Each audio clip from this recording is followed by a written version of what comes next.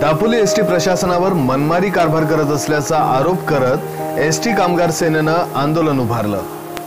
ST कामगार सेनेच्या संघटनेमध्ये काम करणाऱ्या कर्मचाऱ्यांना जाणून बुजून त्रास दिला जातो असा आरोप सुद्धा यावेळेला या लोकांनी केला।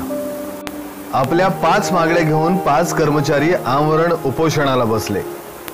जोपर्यंत आमच्या मागण्या मान्य होत नाहीत तोपर्यंत उपोषण सोडणार नाही अशी ठाम भूमिका या कर्मचाऱ्यांनी घेतली।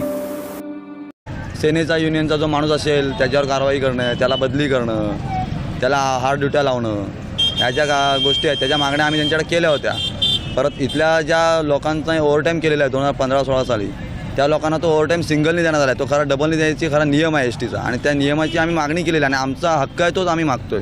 पण वरिष्ठ अधिकारी आमच्या कुठल्याही प्रश्नांना दाव देत नाहीत। उलट आमच्या जे 2दा चर्चेला बोलवले 26 जानेवारीला आमचं पहिलं उपोषणाची नोटीस आम्ही त्यांना दिली होती। 26 जानेवारीच्या उपोषणाच्या नोटीसच्या दरम्यान आम्हाला त्यांनी चर्चेला बोलल्यानंतर 1 महिन्याची मुदत आम्ही त्यांना दिली। 1 महिन्याच्या मुदत दिल्यानंतर सुद्धा त्यांनी आमच्यावर ह्या कुठल्याही गोष्टीवर काही कारवाई केली नाही किंवा काही उत्तर आमचं दिलं नाही किंवा एकही गोष्ट आमची मंजूर केली नाही। एसटी प्रशासनाच्या कारभाराविरोधात कामगार सेना आक्रमक झाली आहे। या आंदोलनामध्ये आमच्याबरोबर अनेक कर्मचारी सहभागी आहेत असा दावा सुद्धा इथल्या नेत्यांनी केला।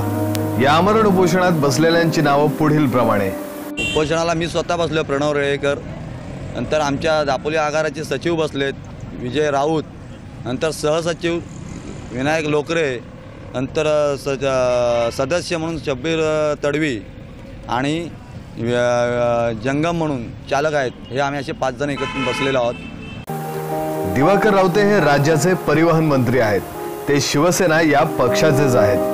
तुम्ही आमरण उपोषण करण्यापेक्षा तुमच्या नेत्यांपर्यंत का गेला नाहीत असा सवाल विचारल्यावर त्यांनी उत्तर दिलं, आम्ही ह्या मंत्र्यांपर्यंत हा विषय पोहोचवलेलाच नाही, कारण का आमच्या लेवलचा किरकोळ विषय होता।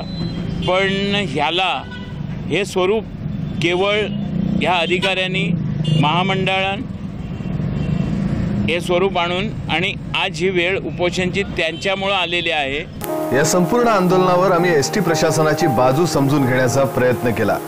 रत्नागिरीहून आलेले विभागीय अधीक्षक यांनी आपली भूमिका मांडली। यामध्ये त्यांचे मुद्दे समजून घेऊ आणि त्यांना चर्चेला बोलवू असं आश्वासन त्यांनी दिलं।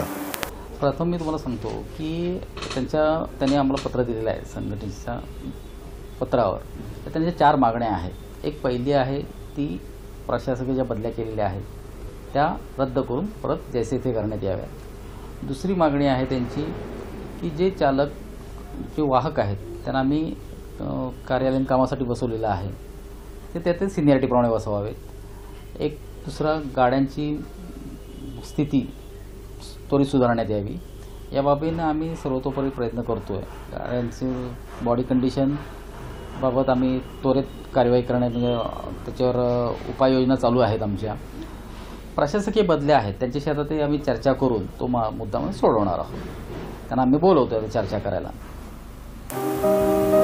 अखेर प्रशासनानं त्यांना चर्चेला बोलवलं आणि त्यांच्या मागण्या मान्य केल्या। त्यानंतर आंदोलनकर्त्यांनी आपलं उपोषण तातडीनं मागे घेतलं। एसटी प्रशासनानं या आंदोलनाची दखल घेतली आणि ज्यांची बदली झाली होती ती मागे घेतली। अखेर हा लढा यशस्वी झाला। एसटी कामगार सेनेने जे उपोषण केलं त्या उपोषणामध्ये ज्या काही ड्युट्या लावल्या जातात त्या विचित्र पद्धतीनं लावल्या जात होत्या आणि एकाला एक न्याय अशा पद्धतीनं भूमिका होती।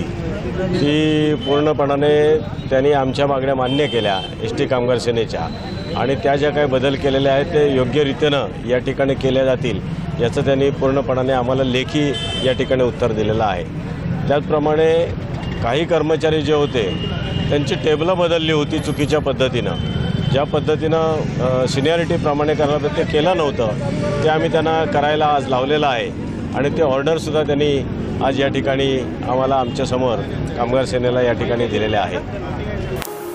यानंतर सर्व कर्मचारी तातडीनं आपल्या कामावर रुजू झाले। शमशाद खान, माय कोकण, दापोली।